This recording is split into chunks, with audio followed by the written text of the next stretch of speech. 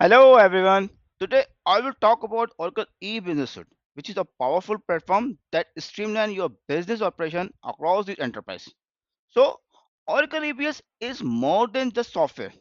It's a complete solution that connects your finance, HR, supply chain, and customer management into one system.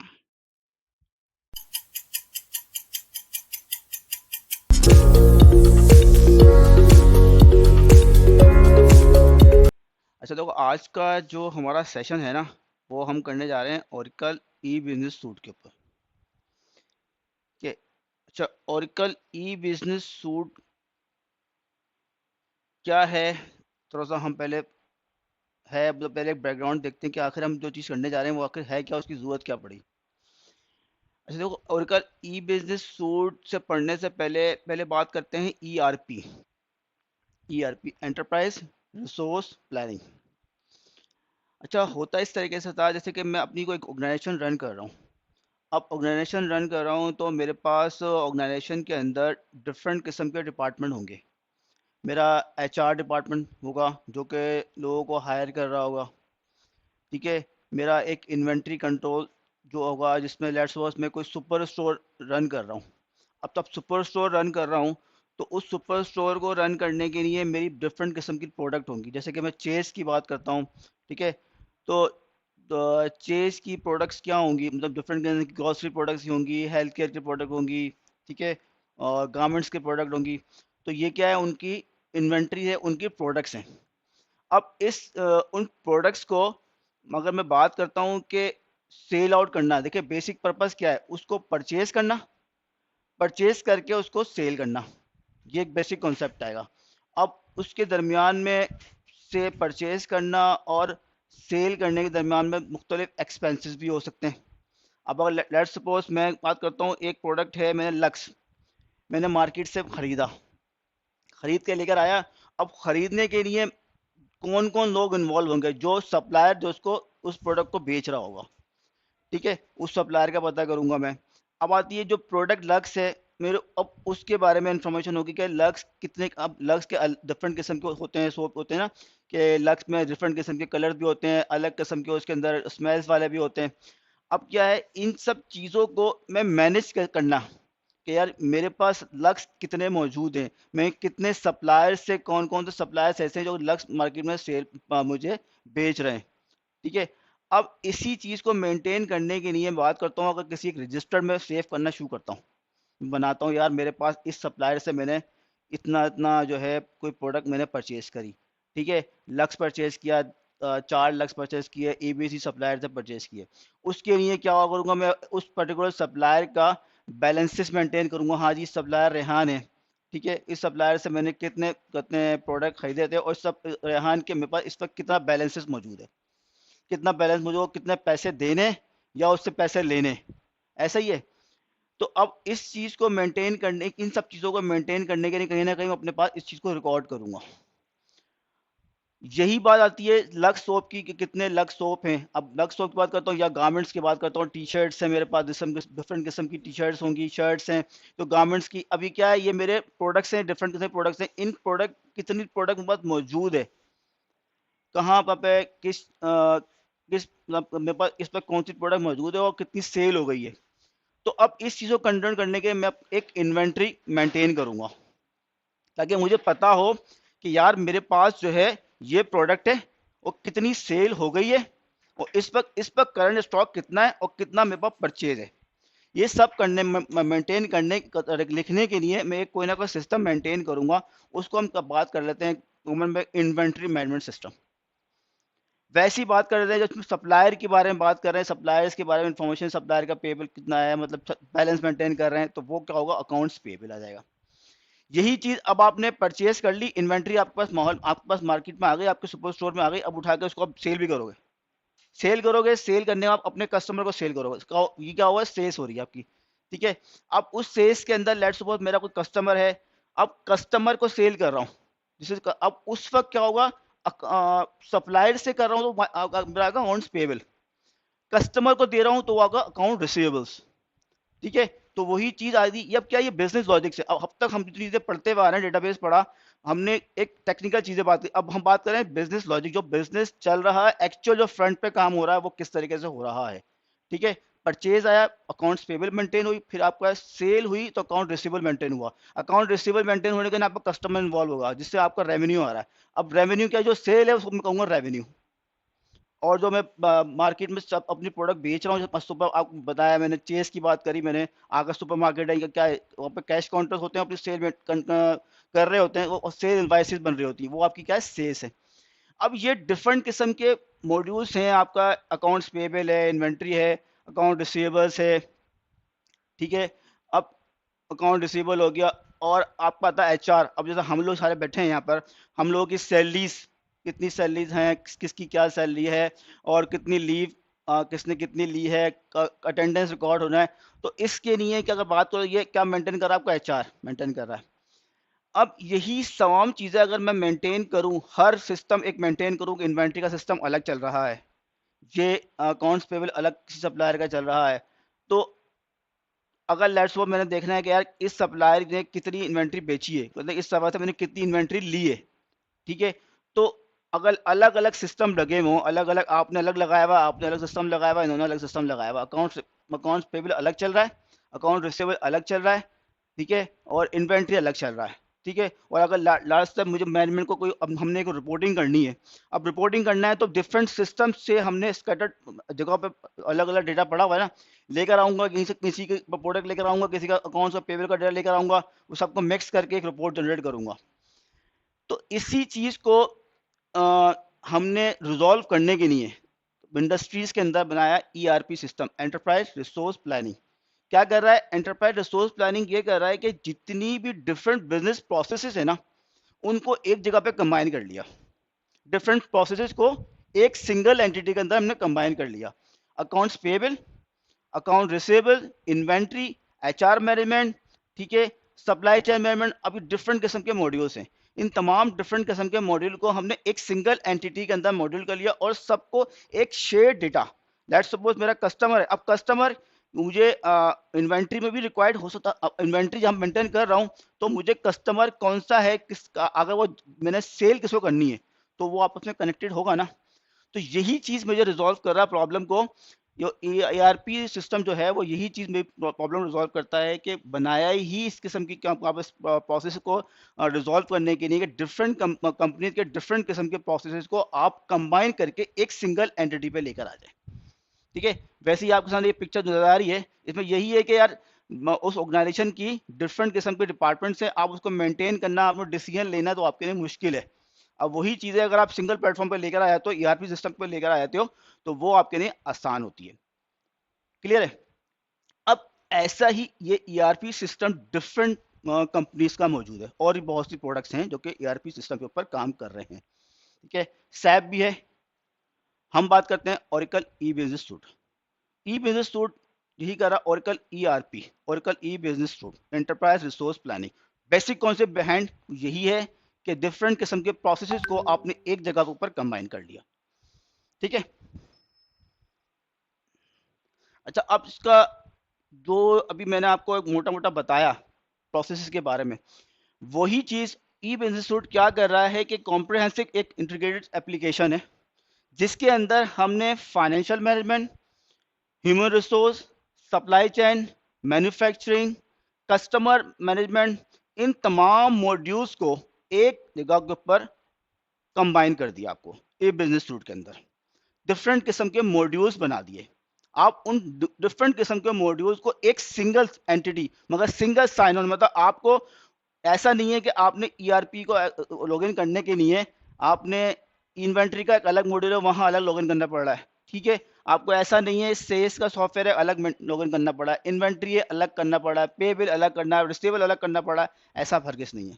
आप एक single जगह पे single sign on के use करते हुए आप उसी एक विंडो पे रहते हुए आपको अगर डिफरेंट मॉड्यूल्स कर दिए, अब आपको लेट्स सपोज रेहान है और मुस्तफा भाई हैं, अब मुस्तफा भाई देखते हैं एचआर को देखते हैं, रेहान जो देखते हैं इन्वेंट्री को देखते हैं। तो हम इसमें रहते हुए ये मेंटेन कर सकते हैं कि यार हर डिपार्टमेंट के हर बंदे, अगर एक डिपार्टमेंट इन्वेंट्री के 10 बंदे हैं तो हर 10 बंदों के हिसाब से हम उसके राइट्स मेंटेन कर सकते हैं कि यार सिर्फ रेहान को उसके रिलेटेड चीज़ें ही नजर आए, रेहान को सेल्स के बारे में नजर ना आए, या मुस्तफा भाई अगर डेस्कबॉक्स इन्वेंट्री को नहीं देख सकें तो हम ये bye the use of Oracle EBS को हम इसमें देखते हुए सारी चीज़ें हम मेंटेन कर सकते हैं।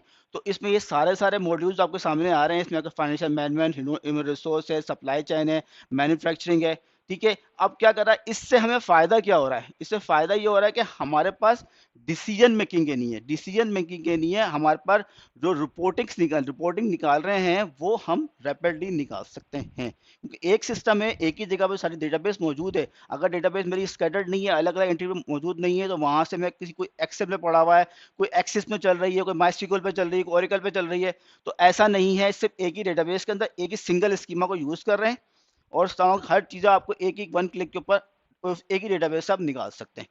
तो इसका बेसिक जो आ गया बेनिफिट जो है ओरेकल ईबीएस का, वो हमें ये मिल रहा है, ठीक है। अच्छा, अब इसके की फीचर्स अगर देखें तो की फीचर्स पे क्या आते हैं कि हमने बात करी कि इंटीग्रेटेड मॉड्यूल्स, तमाम के तमाम मॉड्यूल्स जो भी हैं वो क्या कर रहे हैं, आपस में इंटीग्रेटेड हैं, ठीक है। सेकंड आता है ये वेब बेस है।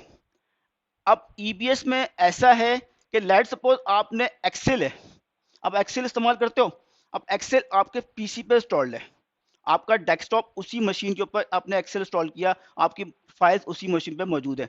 आपको वेब बेस के अंदर यह है कि आपकी एप्लीकेशन किसी एक सेंट्रलाइज सर्वर के ऊपर पड़ी हुई है और आप क्लाइंट साइड पर रहते हुए सिर्फ उस एप्लीकेशन को एज ए वेब कॉल कर रहे हो, ठीक है। वेब एक्सेस मतलब आपको सिर्फ वहां पे ब्राउजर के ऊपर एक्सेस करो, आपको उस मशीन, उस एप्लीकेशन को उस पर्टिकुलर क्लाइंट मशीन पे इंस्टॉल करने की जरूरत हरगिज नहीं है। आपने सिर्फ ब्राउजर के ऊपर उसकी यूआरएल एंटर करनी है और एप्लीकेशन सर्वर से जो आपको मिलेगा वहीं से आपका जो है ना पेज वहां पर आएगी एप्लीकेशन, और आपको पूरा पूरा सारा एक्सेस वहां से मिलेगा। तो क्या है, की फीचर देखें तो वेब बेस्ड इंटरफेस है, आपको क्लाइंट जो है डेस्कटॉप इंस्टॉलेशन करने की हल्की जरूरत नहीं है। अच्छा, अब आता है कि सिक्योर्ड है, ऑब्वियसली बात है कि मल्टी टियर आर्किटेक्चर। अच्छा देखें, अब आता है आर्किटेक्चर, हमने पढ़ा ओरेकल का पढ़ा हमने, आपने शुरू में पढ़ा हुआ क्लाइंट सर्वर आर्किटेक्चर पढ़ा। मल्टी टियर आर्किटेक्चर इस तरीके से है कि देखें हमारे पास इसमें सबसे पहली लेयर है जो कि है हमारा यूजर लेयर, उसके बाद हमारी लेयर आती है एप्लीकेशन लेयर, जहां पे मेरा एप्लीकेशन का कोड पड़ा हुआ है। एप्लीकेशन लेयर के बाद आती है मेरी डेटाबेस लेयर, ठीक है। ऐसा नहीं तो मैं क्या करता हूँ, ये तीनों लेयर मेरी अलग अलग हैं। तो अब क्या होगा, यूजर के पास एप्लीकेशन सिर्फ और सिर्फ रन टाइम एक्सेस पेज आएगा, उसको एप्लीकेशन फाइल का कोई एक्सेस नहीं है, ठीक है। और एप्लीकेशन जो मेरा जो सर्वर है वो क्या कर रहा है, डेटाबेस सर्वर से काम बात कर रहा है, वो डेटाबेस लेयर एक अलग है। तो यही चीज है मेरे पास ईबीएस के अंदर, 3 टियर आर्किटेक्चर यही कर रहा है कि एक लेयर मेरी डेस्कटॉप है, सेकंड मेरी एप्लीकेशन है, जो कि मेरी एप्लीकेशन लेयर चल रही है मेरी वेब लॉजिक के ऊपर। वेब लॉजिक क्या है, एक मेरा एप्लीकेशन डिप्लॉयमेंट का टूल है, ठीक है, जहां से मैं अपनी एप्लीकेशन एक्सेस कर रहा हूं, वो मैं उसके लिए यूज कर रहा हूं वेब लॉजिक। और डेटाबेस मेरा ओरेकल ओरेकल डेटाबेस है, मैं उसकी एक अलग लेयर मौजूद है। तो क्या है इसके अंदर हमें क्या होता है, ये इस तरह से सिक्योरेबल भी है कि आप आपकी जो आर्किटेक्चर है वो मल्टीपल लेयर्स के ऊपर मौजूद है, तो आपका डेटा ऑब्वियसली सिक्योर है। अच्छा, अब फ्लेक्सिबिलिटी इसमें क्या है कि आप इसमें मुख्तलिफ किस्म की इंटीग्रेशन भी कर सकते हैं, थर्ड पार्टी टूल भी इंटीग्रेट कर सकते हैं। अब इसमें थर्ड पार्टी टूल इंटीग्रेट करने का ये है कि लेट्स सपोज आप चाहते हो कि यार इसका जो एचआर मैनेजमेंट है, जो एचआर का टूल है, आप चाहते हो कि यार जैसे हमारा यहाँ पे अटेंडेंस सिस्टम लगा हुआ है, अटेंडेंस सिस्टम में आप अटेंडेंस लगाते हो, तो आप ये भी कर सकते हो कि उस अटेंडेंस सिस्टम की जो अटेंडेंस है आप ओरेकल ईआरपी के अंदर सारी की सारी लोगों की अटेंडेंस ईबीएस के अंदर इंसर्ट करवा दो, ठीक है। तो हम बाय ये भी यूज कर सकते हैं, थर्ड पार्टी टूल को भी इसके साथ इंटीग्रेट कर सकते हैं। उसके डिफरेंट मेथड्स हैं कि आपने कैसे इंटीग्रेट करना है, वो आप by the use of scripts को पीएलएस एसक्यूएल के थ्रू कर सकते हैं, bye the use of application भी आप उन चीज़ों को इंटीग्रेट कर सकते हैं by the in Oracle ERP के अंदर। फ्लेक्सिबल चीज़ें मौजूद हैं, डिफरेंट मेथड्स हैं। अगर आपका इन्वेंट्री सिस्टम अलग है, अब ये भी हो सकता है कि आपका जो लेट्स सपोज मैंने एक इनवाइस एंटर करी, ठीक है। अब उस इनवाइस के अगेन पे मैंने किसी सप्लायर को पेमेंट करी, सप्लायर की पेमेंट की मैंने यहाँ पे इसकी एंट्री मैंने अपने जो है ना ईबीएस के अंदर एंट्री कर दी। अब उसको पेमेंट हुई मेरे फाइनेंस डिपार्टमेंट के पास, हो सकता है वो एप्लीकेशन डिफरेंट है, तो वो ये भी आप कर सकते हैं कि उन्होंने जो पेमेंट करी उस पेमेंट की जो एंट्री है वो भी आप इंटीग्रेट कर सकते हैं थर्ड पार्टी टूल को अपनी ईबीएस के साथ, ठीक है। टेलीनॉर के अंदर मैंने किया, टेलीनॉर में भी इस तरीके से हमने क्या था, हमारे पास T24 था, T24 के साथ हमने ओरेकल ईबीएस को इंटीग्रेट किया था, ठीक है। T20 एक एप्लीकेशन थी ईएसबी के नाम से, ईएसबी क्या था, एक थर्ड पार्टी टूल था। हमने क्या किया, T24 क्या है, अच्छा T24 आप लोगों को नहीं पता, T24 एक बैंकिंग सोल्यूशन है, कोर बैंकिंग सोल्यूशन है। तो उस कोर बैंकिंग सोल्यूशन से अगर हमने ओके वहां पे सारी की सारी वेंडर की पेमेंट्स T24 पे होती थी, तो ये भी कर सकते थे कि पेमेंट्स के लिए T24 के साथ जो भी इंटीग्रेशन थे वहां से भी by the use of third party tool, आप by the use of ESP लगा लें या अपना कोई कस्टमाइज टूल बना लें, आप बाय द इन ईबीएस में आप इजीली कर सकते हैं, नो वरी अबाउट इट। तो आप मुख्तलिफ जो हैं थर्ड पार्टी टूल को वो ये क्या है इसके साथ इंटीग्रेट कर सकते हैं। अच्छा लास्ट वन क्या है, इसमें एक ऑनलाइन पैचिंग का ऑप्शन है। ऑनलाइन पैचिंग इस तरीके से है कि अब अगर लेट्स सपोज आप ओरेकल का डेटाबेस का पैच लगाते हो, डेटाबेस का पैच लगाते हो, अगर सिंगल एंट्री को सिंगल डेटाबेस को पैच लगाओगे, सिंगल डेटाबेस इंस्टेंस है उस पर पैच लगाओगे, आपको एक डाउन टाइम आएगा, डाउन टाइम आएगा, डेटाबेस को बंद करोगे, डेटाबेस को बंद करके आप पैच लगाओगे। और अगर आपने ओरेकल रैक पे ऊपर पैच लगाना है तो आप वन बाय वन नोड पर लगाओगे। ऐसे ही ओरेकल ईबीएस के अंदर भी यही आपको कर सकते हैं। तो ओरेकल ईबीएस के अंदर आपको मिनिमम डाउन टाइम के साथ, मिनिमम डाउन टाइम के साथ आप पैचिंग कर सकते हो। उसके डिफरेंट फेसेस है, मगर इसके 12.2 से पहले 12.1 जो रिलीज थी उसमें था कि उसको पैच करने के लिए आपको एप्लीकेशन को डाउन करना पड़ता था, फिर पैचिंग करना पड़ती थी, फिर एप्लीकेशन को स्टार्ट करना पड़ता था। इस वाले मॉड्यूल के अंदर 12.2 के अंदर जो नया मॉड्यूल रिलीज आई है उसमें ये ऑप्शन मौजूद है हमारे पास कि हम चलते हुए सिस्टम के अंदर, चलते हुए सिस्टम को पैच कर सकते हैं। बट एक टाइम के ऊपर इंटरवल कट ओवर का फेज होता है जो आप देखेंगे, उस टाइम के ऊपर हम क्या कर सकते हैं, एप्लीकेशन को स्विच कर सकते हैं। इसमें होता है दो किस्म के फाइल सिस्टम, एक होता है रन फाइल सिस्टम, एक होता है पैच फाइल सिस्टम, ठीक है। तो हम अपनी ओरेकल ईबीएस को पैच लगाएं अपने रन फाइल सिस्टम के ऊपर, ठीक है। और जब पैच हमारा खत्म कंप्लीट लग जाए, जब हमने देख लिया पैच सक्सेसफुल हो गया है, तो फिर हम उसको स्विच कर सकते हैं इन ईबीएस के अंदर। तो वो पैच, तो ये क्या है, एक ऑनलाइन पैचिंग का ऑप्शन ओरेकल ईबीएस ने भी हमको प्रोवाइड किया, ठीक है। अच्छा कोर मॉड्यूल्स, अब कोर मॉड्यूल जैसे मैंने आपको शुरू में बहुत सी चीजें बताई थी, इन्वेंट्री, ये इस ईबीएस के कोर मॉड्यूल्स हैं, जिसमें आपका जनरल लेजर है, अकाउंट्स पेबल मैंने आपको बताया, अकाउंट रिसीवेबल है, फिक्स एसेट्स, फिक्स एसेट्स क्या है, ये बिल्डिंग है, ठीक है ना, ये फिक्स एसेट्स में आ जाते हैं। तो अब आते हैं कैश मैनेजमेंट भी कर सकते हैं आप बाय द यूज ऑफ, तो ये फाइनेंशियल मॉड्यूल है। सप्लाई चेन मॉड्यूल में आते हैं, परचेजिंग, इन्वेंट्री, ऑर्डर मैनेजमेंट आ जाता है। ये सारे मॉड्यूल इसके कोर मॉड्यूल्स हैं। Manufacturing, work in progress, cost management करना है तो by the use of EBS हम कर सकते हैं, ठीक है। These are the business models, business not technical, ये बिजनेस मॉडल जो आपका बिजनेस एग्जीक्यूट कर रहा है आपके ऑर्गेनाइजेशन का, ये वो मॉड्यूल्स हैं। ह्यूमन रिसोर्स है, एचआर का पेरोल है, सेल्फ सर्विस एचआर, ये भी आप कर सकते हैं। यहाँ तक कि इसके अंदर आप चाहते हैं कि यार आपके लोग बाहर से अप्लाई करते हैं, आप देखते हो वेबसाइट पे अप्लाई करना होता है, आपने किसी ऑर्गेनाइजेशन में अप्लाई करते हैं पोजीशन के नहीं किसी, तो by the use of human resource के लिए आप अपनी अपनी ईआरपी को एक्सपोज करा सकते हो, ठीक है। ईआरपी की उस यूआरएल को एक्सपोज कर सकते हो, आपका इंटरनेट पे एक्सपोज कर सकते हो, तो क्या करता है यूजर बाहर से एक्सेस करके आपकी सिस्टम पे अप्लाई करना चाहे तो वो भी कर देगा, तो वो भी आपके एचआरएमएस में आके गिरेगा, ठीक है। जैसे कि आप लोग करते हो, बस आपने अप्लाई किया है वो करा होगा, तो by the use of Oracle ERP HRMS के थ्रू आप ये भी कर सकते हैं। वैसे ही कस्टमर का सीआरएम है, ठीक है, सर्विस है, सेल्स है, मार्केटिंग है, प्रोजेक्ट मैनेजमेंट है, तो by the use these are the core modules है ओरेकल ईआरपी के मौजूद है हमारे पास। अब अगर टेक्निकल आर्किटेक्चर की बात करें, तो टेक्निकल आर्किटेक्चर मैंने आपको बताया था 3 टियर आर्किटेक्चर है, ठीक है। डेस्कटॉप लेयर है जो कि यूजर इंटरफेस है आपका, फॉर्म एंड वेब पेज ये आपका यूजर इंटरफेस है। फिर आपका आता है एप्लीकेशन लेयर है, जो कि आपका बिजनेस लॉजिक जहाँ पे डिप्लॉयड है, जहाँ पे उनका कोड डिप्लॉयड है, कोर उनकी जो सॉफ्टवेयर का जो कोड है वो डिप्लॉयड है, वो कहाँ पे है, आपका एप्लीकेशन लेयर के ऊपर है। अब इस तरीके से इसमें यह है, ओरेकल ईआरपी में आपने अगर कोई प्रोसेस एग्जीक्यूट करना है, अब आपने लेट्स सपोज अपने सिस्टम से रहते हुए कोई रिपोर्ट चलाई, रिपोर्ट एग्जीक्यूट हुई, आपके सामने पेज पे आ गया। आप इसमें क्या होती है कि आपका कंकरेंट आपके सामने प्रोसेसिंग है, कि आप ये कर सकते हैं कि यार आप कोई रिपोर्ट एग्जीक्यूट करना चाहते हैं, वो रिपोर्ट आपकी रिक्वेस्ट लेगा और बैक एंड पे ऑटोमेटिक एग्जीक्यूट करेगा, और बैक एंड पे एग्जीक्यूट हो जाने के बाद उस रिक्वेस्ट को आप अपने पास कॉल कर सकते हो, आप देख सकते हो उसका आउटपुट क्या है। तो बाय द यूज ऑफ ये आपको एप्लीकेशन लेयर की बताया, इसी वजह से जो कंकरेंट प्रोसेसिंग है इसके थ्रू आप ये सारे काम कर सकते हो। बाकी आता है work flow engine. Work flow engine में ये कर सकते हैं नोटिफिकेशन के लिए।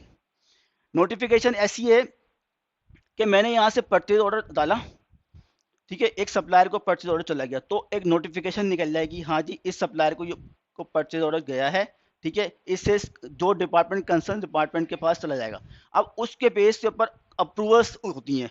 अब लेट्स सपोज ये परचेज ऑर्डर जाना है, इसका परचेज ऑर्डर के बाद कोई अप्रूवल को हम कहते हैं यार मैंने एक टीम लीड ने एंट्री करी, फिर मैं आता हूँ मेरा मैनेजर उसकी अप्रूवल दे।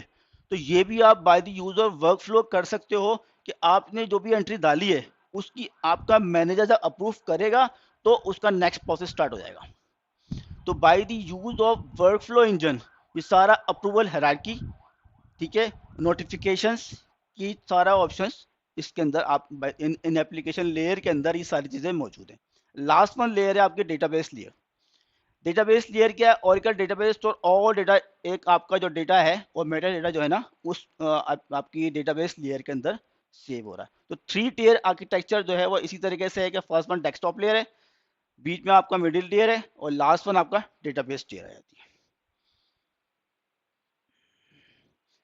अच्छा, इसकी थोड़ी हिस्ट्री बता देता हूँ आपको।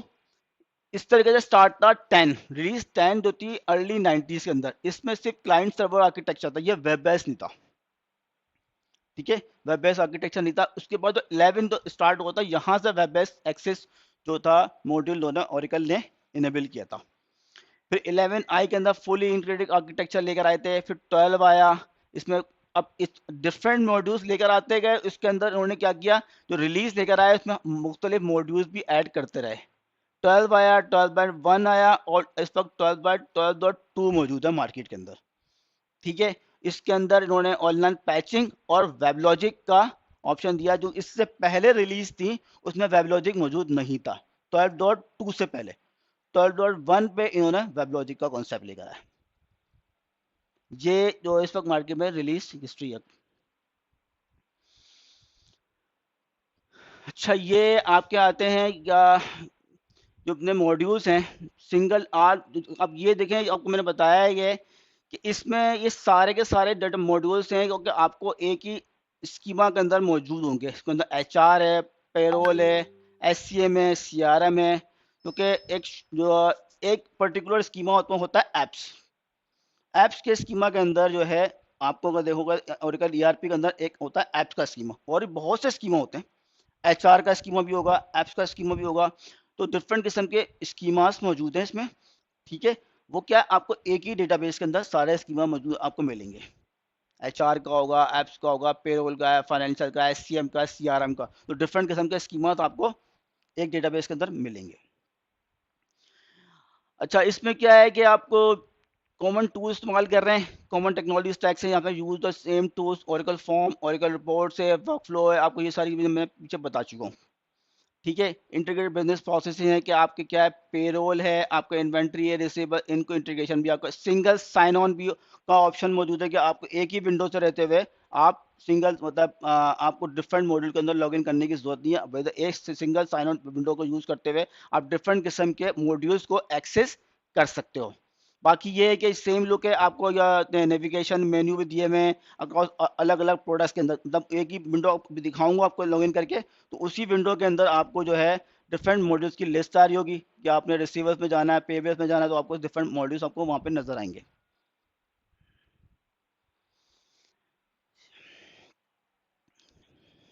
अच्छा, अब इसका थोड़ा कॉन्सेप्ट देख लेते हैं कि ये तो हमने मल्टी टियर आर्किटेक्चर तो देखा कि यार मल्टी टियर आर्किटेक्चर क्या था, हमारे पास डेस्कटॉप था, एप्लीकेशन लेयर थी, और हमारे पास लास्ट वन हमारा जो था डेटाबेस लेयर थी। अच्छा, इसमें इन्होंने जो एक ऑप्शन दिया ओरेकल 12.2 के अंदर, ईबीएस 12.2 के अंदर दिया इन्होंने ऑप्शन दिया हमको ऑनलाइन पैचिंग का। अब ऑनलाइन पैचिंग का ऑप्शन इस तरीके से दिया जिसके अंदर एक रिलीज बेस्ड ऑप्शन लेके आए। देखिए, आपने एक एक कोड लिखा, ओरेकल ईआरपी के अंदर कोड लिखा, पीएलएसक्यूएल का कोड लिखा। अब मैं चाहता हूँ कि यार मेरा एक कोड का एक रिलीज वर्जन हो। रिलीज वर्जन मेरा दैट्स वो मैंने सैटरडे को चेंज किया था, तो अब मैंने उसका उसका रिलीज वर्जन सैटरडे का ये है, संडे का ये है रिलीज वर्जन। डिफरेंट किस्म के रिलीजेस के हिसाब से मैंने उसकी एक वर्जन मेंटेन करे।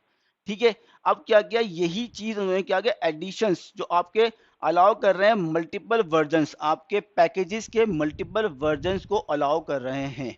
वो क्यों अलाउ कर रहा है कि इसमें उन्होंने ऑप्शन दिया ऑनलाइन पैचिंग का। ऑनलाइन पैचिंग का ऑप्शन इस तरीके से कि मेरे पास ओरेकल ईआरपी चल रहा है, यूजर एक्सेस कर रहे हैं। ठीक है, इन्होंने इसमें क्या किया, दो किस्म के फाइल सिस्टम दे दिए। एक फाइल सिस्टम दे दिया रन फाइल सिस्टम, एक फाइल सिस्टम दे दिया पैच फाइल सिस्टम। ठीक है, रन फाइल सिस्टम वो है जो कि यूजर इन प्रोडक्शन इस्तेमाल कर रहा है। प्रोडक्शन पे आप इस्तेमाल कर रहे हैं, एप्लीकेशन एक्सेस कर रहे हैं, आप एप्लीकेशन एक्सेस करते हुए जो जो अपने काम कर रहे हैं वो उसको कहते हैं रन फाइल सिस्टम। एक फाइल सिस्टम दिया है इनको पैच फाइल सिस्टम। अब अपने लेट्स सपोज एक पैचिंग करनी है डेटाबेस के अंदर, और सॉरी एप्लीकेशन पे एक पैचिंग करनी है, तो उसके लिए उन्होंने क्या कर दिया कि पैचिंग करने के लिए आप पैच अप्लाई करोगे ना, तो आप जो रन फाइल सिस्टम जैसे प्रोडक्शन जिस पर चल रहा है ना उस पर अप्लाई नहीं करोगे, आप करोगे पैच अप्लाई करोगे पैच फाइल सिस्टम के ऊपर। ठीक है, पैच फाइल सिस्टम पे अप्लाई करोगे, आपका पैच वहां पे अप्लाई होगा। ठीक है, फिर एक फेस में क्या करेगा वो, उसकी प्रिपरेशन करेगा कि हाँ जी जो मैंने पैच लगाया था इस वक्त ओके, मतलब कोई इसमें कोई इशू तो नहीं है, कोई प्रॉब्लम तो नहीं है। वो चेक करने के बाद क्या करेगा, एक कट ओवर फेस के अंदर उस पैच फाइल सिस्टम जो पैच लगाया है उसको रन फाइल सिस्टम बना देगा, और रन फाइल सिस्टम को पैच फाइल सिस्टम बना देगा। इस चीज को मेंटेन करने के लिए इन्होंने एडिशन बेस्ड रीडेफिनेशन को एक नया फीचर है जो कि इन्होंने इसमें इंट्रोड्यूस करवाया, जो कि मल्टीपल वर्जन्स को आप यूज कर सकते हैं। मल्टीपल वर्जन को किसके हैं, व्यू का, पैकेजेस का, सिनोनियम्स का, और ट्रिगर्स है। अब देखिए पैकेजेस हैं और आपका ट्रिगर्स हैं, ये क्या कर रहे हैं, ये इनमें आपकी होती है कोडिंग। पैकेजेस में आपका पीएलएसक्यूएल कोड लिखा हुआ है, ट्रिगर्स के अंदर भी कोड लिखा है, तो इसका मल्टीपल वर्जन कंट्रोल मेंटेन करने का ऑप्शन इन्होंने इसमें इंट्रोड्यूस करवाया। तो इसका पर्पस यही है कि आप क्या करें, रन एडिशन और पैच एडिशन जो इसमें लिखा हुआ है कि बताया कि आप उसको अगर लेट्स पर आपका पैच लगाना है तो पैच आपका रन फाइल सिस्टम पे नहीं लगेगा, आपका run file system patch file system के ऊपर पैच लगेगा। तो ये आर्किटेक्चर अगर देखा जाए तो 12.2 के बाद इन्होंने एक नया आर्किटेक्चर जो है वो निकाला था, उसको कहते हैं, इसमें तीन किस्म के फाइल सिस्टम होते हैं, एक होता है FS1, एक होता है FS2 और एक होता है FSNE। FSNE के अंदर क्या होती है, लॉग्स फाइल होती हैं। FS1 के अंदर क्या होता है, आपका जितना भी आपका जो प्रोडक्शन सिस्टम चल रहा है वो FS1 में होता है, और FS2 आपका पैच फाइल सिस्टम होगा। वो डिपेंड करता है, जरूरी नहीं है कि हो सकता है आपका पैच लग गया हो, आपने जस्ट वो एक पैचिंग करी अपने सिस्टम के ऊपर, उस वक्त आपका जो रन फाइल सिस्टम था FS1 था। अब जैसे मैं कह रहा हूँ FS1 जरूरी नहीं है रन फाइल सिस्टम ही हो, वो कॉन्फ़िगरेशन पर डिपेंड करता है।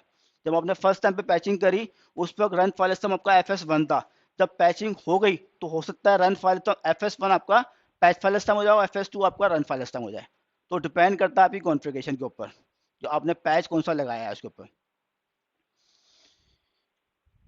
अच्छा जी, जो ये अभी 3 टियर हमने पढ़ा आर्किटेक्चर के लिए, जिसके अंदर क्या है, आपका टेबल्स हैं, इंडेक्सेस हैं, आपके प्रोडक्ट के स्कीमा के अंदर आपके पीएलएसक्यूएल कोड है। ठीक है, वो कहाँ आपका डेटाबेस टियर के ऊपर मौजूद है आपका। और edition based reservation for the online patching भी इसके अंदर आपका क्या डेटाबेस लेयर के अंदर मौजूद है। इसके अंदर जो आप डिफरेंट मॉड्यूल्स आ रहे हैं, स्कीमा है आपका यहाँ पे आ रहा है, एपी है, AR है, और GL है, इन्वेंट्री है, PO है, FND। FND जो है इसका अपना मेन जो स्कीमा है ना FND का है। ठीक है, बाकी भी हैं, मतलब जितने भी आप पैचिंग कर रहे हैं, ऑनलाइन पैचिंग कर रहे हैं, वो आपको FND का स्कीमा करना जा रही है। ठीक है,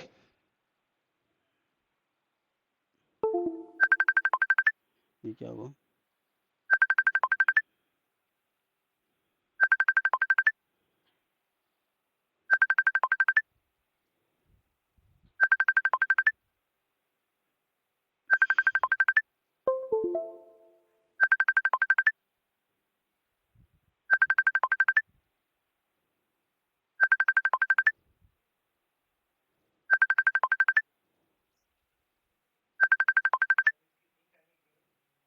हैं?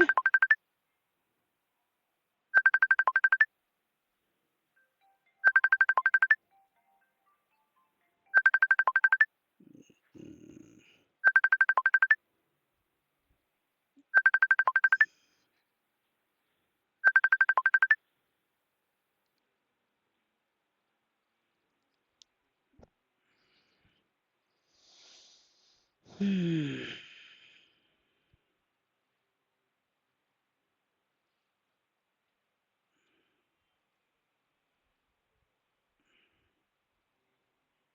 अच्छा, अभी जो मैं आपको स्कीमा मैंने बताए थे, वो यही सारे स्कीमास के डिटेल है कि अकाउंट्स पेबल का स्कीमा है, अकाउंट रिसीवेबल है, जनरल लेजर है, इन्वेंट्री है, पीओ है, ठीक है, एफ एन डी ये है, एप्लीकेशन ऑब्जेक्ट्स लाइब्रेरी यहाँ पर आएंगे, स्टोर कोर सेटअप से नहीं होंगे ना, इसमें यूजर डेफिनेशन हैं, आपकी रेस्पॉन्सिबिलिटीज हैं, मेन्यू है, कंकरेंट रिक्वेस्ट, आपने कोई रिक्वेस्ट चलाई, ठीक है, आपने कोई रिपोर्ट एग्जीक्यूट करी तो उसकी तमाम की तमाम इन्फॉर्मेशन आपको एफ एन डी के अंदर मिलेगी। एफ एन डी अंडर को यूजर्स के नाम पे टेबल है, एफ एन डी को रेस्पॉन्सिबिलिटीज हैं, रेस्पॉन्सिबिलिटीज में यह है कि आपने लेट्स सपोज एक कस्टमर को क्या रेस्पॉन्सिबिलिटी असाइन करी है, तो वह रेस्पॉन्सिबिलिटी के नाम पे जो है टेबल है, यहाँ सारे वो कर सकते हैं। एफ एन डी एस को कंकरेंट रिक्वेस्ट, जो आपकी जितनी भी रिक्वेस्ट मौजूद हैं वो इस टेबल के अंदर आके गिरेंगी। वैसे ये आ जाता है इसका एप्लीकेशन टेयर है। यार कौन है, एक मिनट।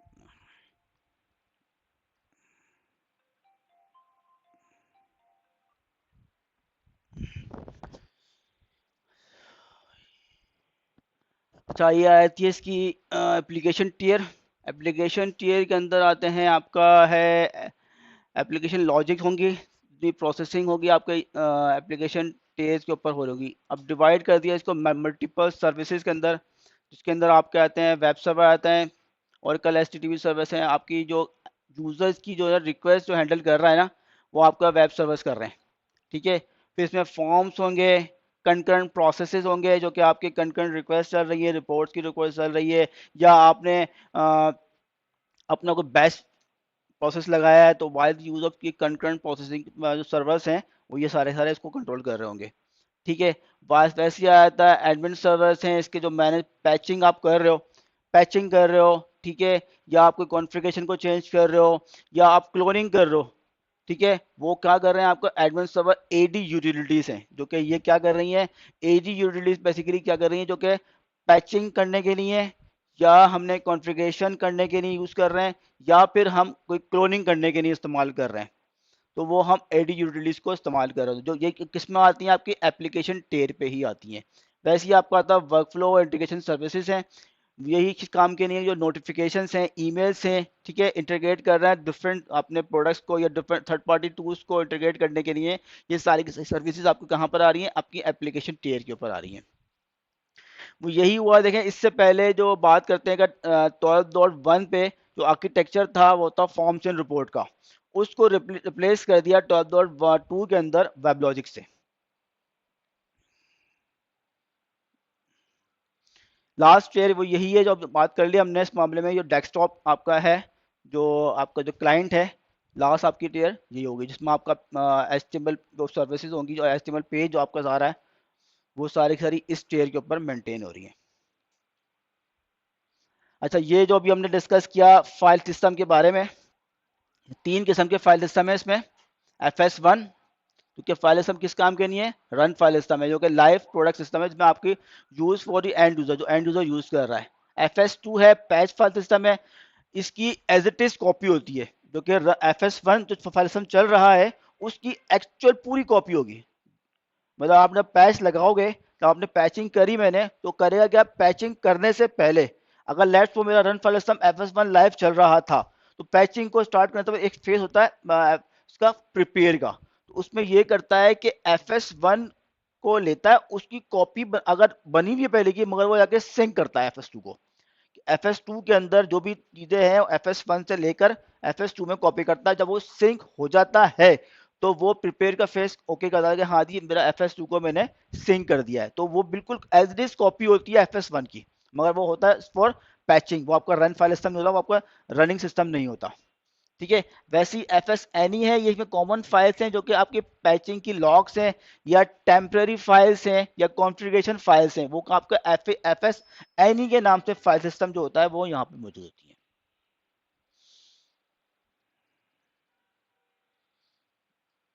यही बताइए आपको यहाँ पर कि अगर let's suppose switching online patching करते हैं तो FS1 को FS2 के साथ वो स्विच कर देता है एट कट ओवर फेस। आगे पैचिंग होगा तो उसमें कट ओवर फेस के अंदर वो यही चीज स्विच कर देता है। अच्छा, इसके अंदर डिफरेंट जो डायरेक्टरीज हैं, APPL टॉप, जिसके अंदर जितने भी मैंने आपको मॉड्यूल बताए, जब इंस्टॉलेशन करते हो EBS की, तो EBS की इंस्टॉलेशन के टाइम के ऊपर जितने भी मॉड्यूल्स, हर मॉड्यूल का एक डायरेक्टरी क्रिएट होगी। तो उस मॉड्यूल का जो फॉर्म है, उस मॉड्यूल की जो रिपोर्ट है, वो सारी की सारी इस पर्टिकुलर फोल्डर के अंदर मौजूद होगी जो APPL टॉप है। हर प्रोडक्ट वाइज यहाँ पे डायरेक्टरी मौजूद होगी। दूसरा एक है कॉमन जो कि शेड कंपोनेंट्स है, इसमें स्क्रिप्ट्स हैं, HTML फाइल है, जावा की फाइल है, जो कि शेड होंगी तमाम की तमाम प्रोडक्ट के अक्रॉस, तमाम प्रोडक्ट के लिए वो यहाँ पे आपको मिलेंगी। और इंस्टेंस रिलेटेड जो कि है टेम्पररी फाइल्स हैं या लॉग फाइल्स हैं, ठीक है, इंस्टेंस स्पेसिफिक जो EBS का इंस्टेंस चल रहा होगा उसके स्पेसिफिक फाइल इंस्टेंस अंदर को टॉप के अंदर आपको मिलेंगी। सर ये अभी हम क्या बात की थी, FND, ये एप्लीकेशन ऑब्जेक्ट लाइब्रेरीज हैं जिसमें आपके यूजर्स हैं, मेन्यूज हैं, रिस्पॉन्सिबिलिटीज हैं, जिसमें कंकरेंट रिक्वेस्ट है जो कि आपको मिलेगा FND के अंदर मिलेगा। ठीक है, AD के नाम से आपको कंपोनेंट जो है इसके अंदर जो ऑनलाइन पैचिंग कर रहे हैं, ऑनलाइन पैचिंग के रिलेटेड जो क्लोनिंग कर रहे हैं, या आप ऑटो कॉन्फ़िग, अब ऑटो कॉन्फ़िग क्या चीज़ है, ऑटो कॉन्फ़िग इस तरीके से होता है कि EBS के अंदर एक बनती है कॉन्टेक्स्ट फाइल। कॉन्टेक्स्ट फाइल होती है, इसको बोलते हैं कॉन्टेक्स्ट फाइल। उस कॉन्टेक्स्ट फाइल के अंदर क्या होता है, आपके पास EBS की तमाम इन्फॉर्मेशन, जिसमें आपका EBS का पोर्ट, जो आपकी पोर्ट एप्लीकेशन की पोर्ट क्या चल रही है, ये उसकी आपकी डेटाबेस का नाम क्या है। ठीक है, तो आपकी EBS की जितनी भी फाइल्स की इंफॉर्मेशन होगी आपकी एप्लीकेशन की, वो आपकी कॉन्टेक्स्ट फाइल के अंदर लिखी होगी। ठीक है, आपकी किस पाथ पे आपकी कौन सी एप्लीकेशन का पड़ी हुई है, मतलब आपकी एप्लीकेशन किस पाथ से चल रही है। ठीक है, रन फाइल सिस्टम कौन किस पाथ से चल रहा है, और कब पैच फाइल सिस्टम कौन सा, हर पैच फाइल सिस्टम की अपनी अपनी कॉन्टेक्स्ट फाइल होगी। ठीक है, उसके अंदर अब क्या ऑटो कॉन्फ़िग यही करता है कि आपने अगर लेट्स सपोज किसी का आपने या कोई पोर्ट चेंज करी, आपने डेटाबेस की पोर्ट की है, आपने एप्लीकेशन की पोर्ट चेंज की, तो क्या करेगा, आपकी उस कॉन्टेक्स्ट फाइल को पढ़ते हुए आपकी एप्लीकेशन को रिकॉन्फ़िगर कर देगा। ठीक है, तो यही काम कर रहा है ऑटो कॉन्फ़िग। हर जो भी आपने EBS के अंदर कोई कॉन्फ़िगरेशन में कोई चेंज करेंगे, तो एक ऑटो कॉन्फ़िग के नाम से एक प्रोसेस आता है, वो आपने एग्जीक्यूट करना होगा। तो क्या करेगा, वो आपकी ऑटो कॉन्फ़िग करने के बाद, जो अगर आपने पोर्ट चेंज किया है या आप नाम में कुछ चेंज किया है, तो ऑटोमेटिकली आपने होस्ट नेम में कुछ चेंज किया है, तो वो जाके कॉन्टेक्स्ट आपकी EBS की एप्लीकेशन पे आपको रिकॉन्फ़िगर कर लेगा। वैसे ही आता है ये टेक्नोलॉजी स्टैक है, जो कि क्या कर रहा है कि आपके इंटीग्रेशन और आपके डेटाबेस और वेब लॉजिक और आपकी रिपोर्ट्स को कंट्रोल कर रहा है। अच्छा, इनेबल वेब बेस्ड फंक्शनलिटी का सेल्फ सर्विस के ना आपका ICS का ये कंपोनेंट है, ये यूज हो रहे हैं। और WF work flow, manage automatic process work flow notification, ये आपका वर्क फ्लो के का जो नोटिफिकेशंस निकालनी है, ठीक है, उसके लिए आप वर्क फ्लो यूज कर सकते हैं। एक मिनट रुकना यार,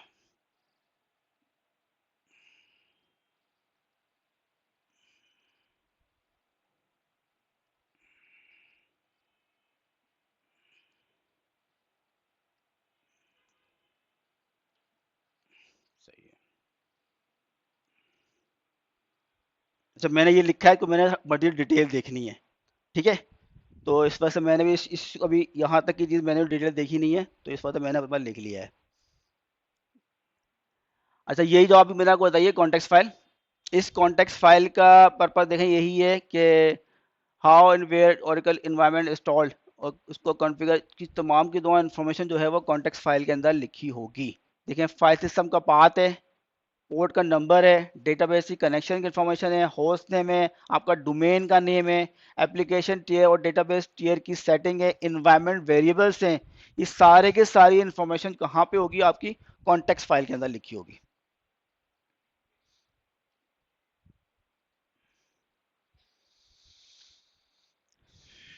अच्छा, ये हम पढ़ चुके हैं ऑलरेडी।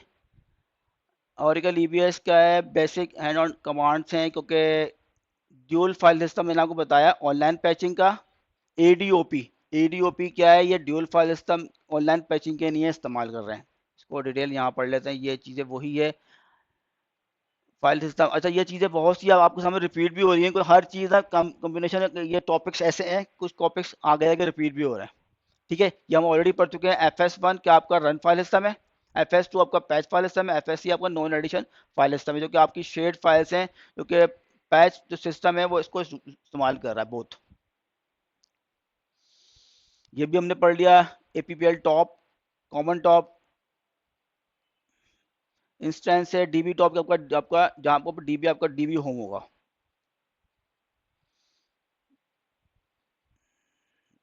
ये कॉन्टेक्स्ट फाइल है। ये इसका पाथ जो होगा वो इस तरीके से होगा। देखें, ये आपका होगा, यहाँ यहाँ पे आपकी FS1 है, यहाँ पे आपकी एप्लीकेशन ये आ गया, ये आपका F1 है, ये आपका कॉमन फाइल सिस्टम है, ये आपका INST का फोल्डर होगा, और ये आपका फिर एप्स का ये INST टॉप होगा, ये एपीपीएल टॉप होगा। इस तरीके से हायरार्की आपकी बनेगी यहाँ पर।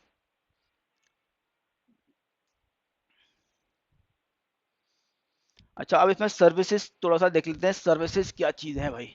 सर्विसेज का इस तरीके से है कि हमने एप्लीकेशन सर्विसेज जो है उसको किस तरीके से मेंटेन करना है। मैनेजिंग सर्विसेज में आता है कि हमने एप्लीकेशन को स्टार्ट करना है, स्टॉप करना है, और एप्लीकेशन को कंट्रोल कैसे करना है। तो by the use of the services हम अपनी जो है एप्लीकेशन के जो ऑपरेशंस में आ जाते हैं कि हमारी एप्लीकेशन चल रही है। ठीक है, एप्लीकेशन के डिफरेंट कंपोनेंट्स काम कर रहे हैं या नहीं कर रहे हैं। तो ये bye the use of manage service, in services को यूज करते हुए हम वो चीज़ों को कंट्रोल कर सकते हैं। उसमें सबसे पहले आया था आपकी वेब सर्विसेज हैं, फॉर्म सर्विसेज हैं, कंकरेंट प्रोसेसेस। ठीक है, वेब सर्विसेज जो कि अपाचे आपका जो फॉर्म उसके लिए आया था, फॉर्म्स आपके जाते हैं जो कि फॉर्म्स की कम्युनिकेशन के यूज हो रहे हैं। ठीक है, कंकरेंट और कंकरेंट मैनेजर इस्तेमाल कर रहा है। एडमिन सर्विसेज होगी जो कि आपकी ऑटो कॉन्फ़िग है, वर्कफ्लो मेलर है, ये वर्कफ्लो मेलर की सर्विस आएंगी। एडमिन सर्विस एडी की जो कि आप पैचिंग यूज़ कर रहे हैं या ऑटो कॉन्फ़िग की सर्विसेज को, तो उसकी सबकी इन तमाम के तमाम कंपोनेंट्स हैं, इस सर्विसेज की टाइप है। इस टाइप की सर्विसेज इसके अंदर ईबीएस के अंदर मौजूद है। अच्छा, ये सर्विसेज आपको बता रहा हूँ। सबसे पहली सर्विस है कि लेट्स सपोज मैंने ईबीएस की एप्लीकेशन को स्टार्ट करना है। ठीक है, एप्लीकेशन को स्टार्ट करना है तो एप्लीकेशन एडी स्टार्ट आल डॉट एस एच की फाइल होती है। इसको हम अपना ऐप्स का यूज़र ऐप का पासवर्ड देंगे तो ये काम की तो मेरी एप्लीकेशन की सर्विसेज को ओपन कर देगा। वैसे ही इसको स्टॉप करने के लिए अगर मैंने इसको स्टॉप करना है तो इसको स्टॉप भी कर सकता हूँ। ठीक है, ओरेकल एचटीटीपी सर्विस की सर्वर की सर्विसेज हैं, तो ये उसकी सर्विस कंडक्ट करने के लिए ये उसकी फाइल है। ये हमको मिलती है एडमिन अंडरस्कोर स्क्रिप्ट के फोल्डर के लिए, सारी सर्विसेज हमको मिलती हैं। ठीक है। अच्छा, कंकरेंट मैनेजर जो चल रहा है उसकी सर्विस को कंट्रोल करने के लिए भी हमारे पास एक सर्विस मौजूद है। अच्छा, कंट्रोल और एक टीएनएस लिसनर, अगर हम चाहते हैं लिसनर को कंट्रोल करना है तो बाय द यूज ऑफ ये सारे की सारी सर्विसेज यहाँ भी उसकी भी सर्विस होते हैं, स्क्रिप्ट मौजूद है, हम यहाँ से उसको भी कंट्रोल कर सकते हैं। स्टार्ट स्टॉप करना है तो हम यहाँ से स्टार्ट स्टॉप कर सकते हैं। यही चीज़ें हैं कि इन्हीं चीज़ों को बताया कि एडमिन सर्वर है, वेब सर्विसेज हैं, फॉर्म सर्विसेज है, कंटेंट मैनेजर है, और वर्कफ्लो सर्विसेज। तो इन सर्विसेज को हम कंट्रोल कर सकते हैं। ये क्या कर रहा है, जब जब सर्विस स्टार्ट करूंगा तो सर्विस स्टार्ट करते वक्त जो है ना इस फॉर्म के अंदर, मतलब इस फ्लो के अंदर तमाम सर्विस स्टार्ट होंगी। आपका एडमिन सर्वर स्टार्ट होगा, वेब सर्विस स्टार्ट होंगी, फॉर्म सर्विस स्टार्ट होगी, कंटेंट मैनेजर स्टार्ट होंगे, और लास्ट वन आपका वर्कफ्लो सर्विस स्टार्ट होंगी। वैसे ही स्टॉप करेंगे तो सबके सब ऐसी जो आपको फ्लो में सारी सर्विसेज इस तरीके से आप स्टॉप भी कर सकते हैं।